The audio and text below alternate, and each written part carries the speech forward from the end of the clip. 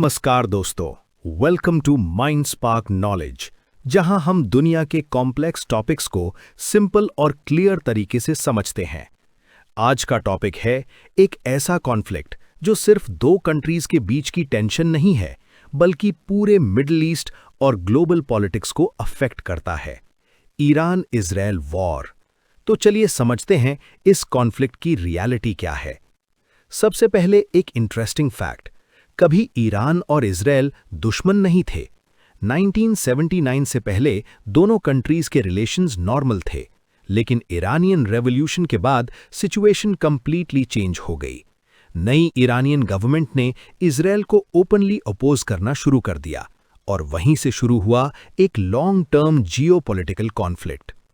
अगले कुछ डेकेड्स में ये कॉन्फ्लिक्ट डायरेक्ट वॉर के फॉर्म में नहीं दिखा, बल्कि एक शैडो वॉर के फॉर्म में चलता रहा। ईरान ने रीजन में अपनी इन्फ्लुएंस बढ़ाने के लिए ग्रुप्स को सपोर्ट किया, जैसे हिजबुल्लाह और हमास, जबकि इजराइल ने ईरानियन मिलिट्री टारगेट्स और एलाइज पर अटैक्स किए। लेकिन रीसेंट ईयर्स में टेंशन और ज्यादा बढ़ गई। 2024 में ईरान ने इजराइल पर hundreds of ballistic missiles launch किए, जो इस कॉन्फ्लिक्ट का एक मेजर एस्केलेशन था।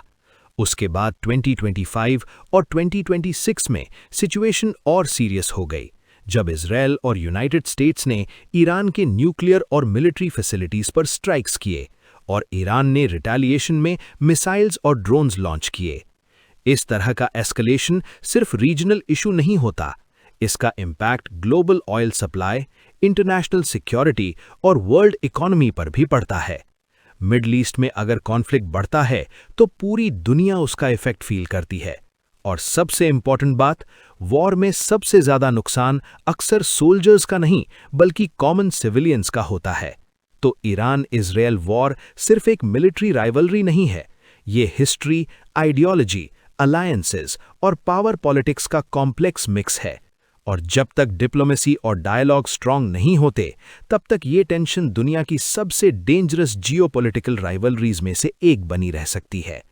अगर आपको ऐसे ही डीप बट सिंपल एक्सप्लेनेशंस पसंद हैं, तो माइंड स्पार्क नॉलेज को जरूर सपोर्ट करें, लाइक करें, शेयर करें और चैनल को सब्सक्राइब जरूर करें, ताकि आप मिस ना करें दुनिया के सबसे इंपॉर्टेंट टॉपिक्स की क्लियर एक्सप्लेनेशंस। मैं हूं आपका होस्ट और आप देख रहे थे mind Spark knowledge. Thanks for watching.